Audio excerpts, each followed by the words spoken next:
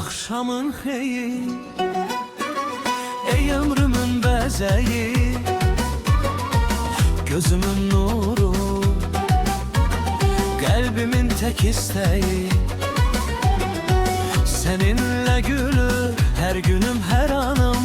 Sen benim dünyam, sen benim canım.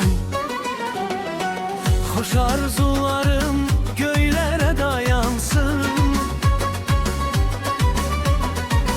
Bəxtin güneş tek her seher oyansın. Dileğim budur ki keder görmeyesen.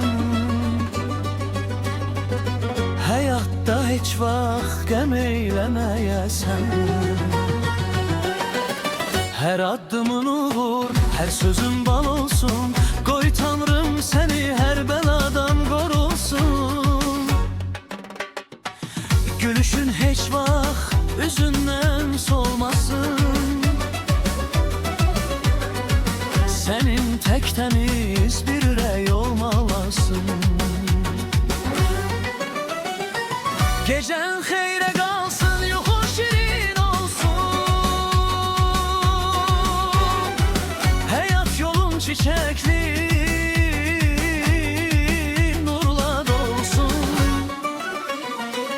Ata-ana duaları sənə yar olsun. Gözəl qızım hər zaman bəxtiyar olsun.